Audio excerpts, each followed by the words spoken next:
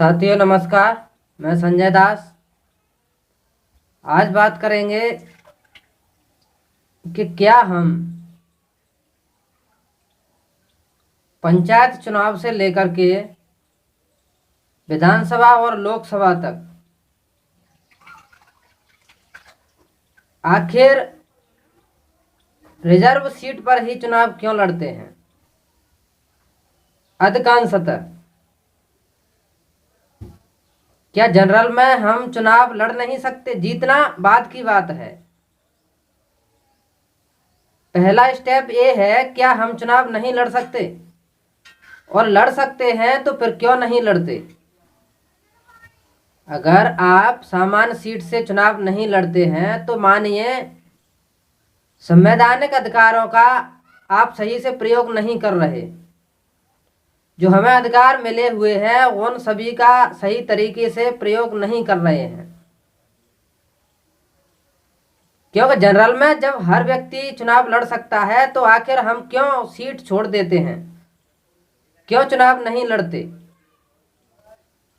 जीतना हारना बाद की बात होती है, पहले चुनाव लड़ने वाली बात होती है। जब हमारी जनसंख्या इतनी है, आबादी बहुत है हमारी, तो हम ऐसा क्यों नहीं करते?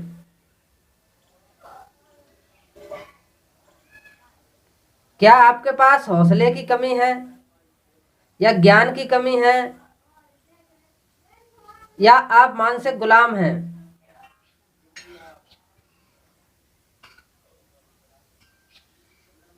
अगर आपका जवाब नहीं है कि हम ना मानसिक गुलाम हैं ना हौसले की कमी है,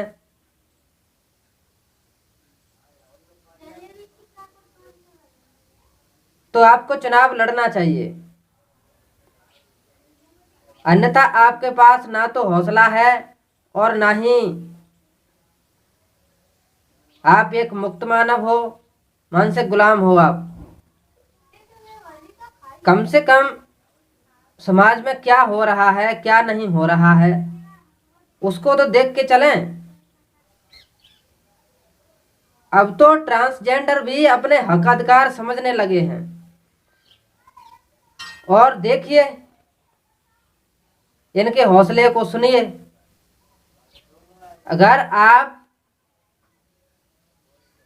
इतना भी नहीं कर सकते तो मान लीजिए आप झूठ बोलते हो। अगर आपने ये कहावत बना दी है क्या छक्का हो, तो आप झूठे हो,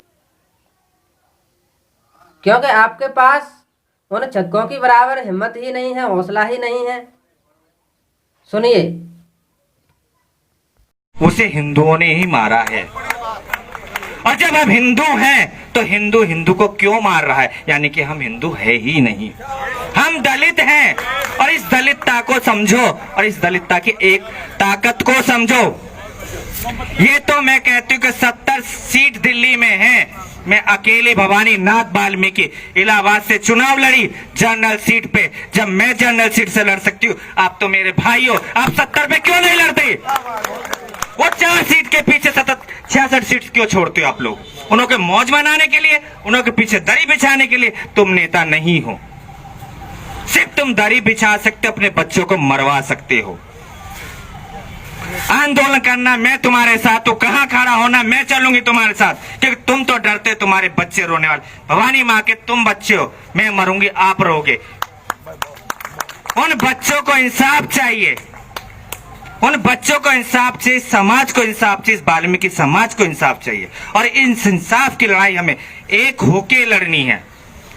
पार्टियां हमें कोई दया नहीं कर रही कि जी बीजेपी ने दया कर दिया, जी मोर्चा बना दिया, कांग्रेस ने दया कर दी मौज में। आज केंद्र में बीजेपी की सरकार है तो प्रदेश में कांग्रेस की सरकार, जो कांग्रेस कहती है हम दलितों के साथ हैं, तो आज वो दलित का बच्चा मारा गया तो कांग्रेस सरकार ने वहां पे एक्शन इतनी जल्दी क्यों नहीं लिया? कुंभ के अंदर वाल्मीकि के पैर धोए जाते हंसी उड़ाने के लिए, हमारे का सम्मान करने के लिए। हमें आज तक यही नहीं पता चला कि ये समाज हमारा हंसी उड़ाता है, शोषण करता है या क्या सम्मान करता है। हम हैं कहां? हम हैं कहां? सुना जाता था एक गांव में ब्राह्मण रहता है, वो सुबह भिक्षा मांगता था। अरे हमारे को तो हमेशा यही सुना गया, वाल्मीकि मैला उठाता था तो खाता था, भीख नहीं मांगता था। भीख नहीं मांगता, जब मेला उठाया, मेला उठा के मेहनत करके खाया, और मेहनत करने वाला नीचे कैसे हो सकता है। और तुम्हें नीच बनना है तो बनो, और ऐसे ही बच्चे मरवाओ, नहीं तो इसके लिए तुम्हें एक होना पड़ेगा। जाटव, वाल्मीकि, तेली, धोबी छोड़ के दलित हो तो दलित ही रहोगे। SC ST OBC ये तुम्हारी औकात है, यही औकात है। कर रहे हैं। बस ज्यादा कहने की बात नहीं। बच्चे हमारा मरा, भविष्य हमारा मरा है, दलित हमारा मरा है, तो लड़ाई भी हमारी, और हम सबको साथ मिलकर चलना है। और भवानी मां और किन्नर अखाड़ा पूरे दलित समाज के साथ है। जय श्री मागा, जय श्री वाल्मीकि।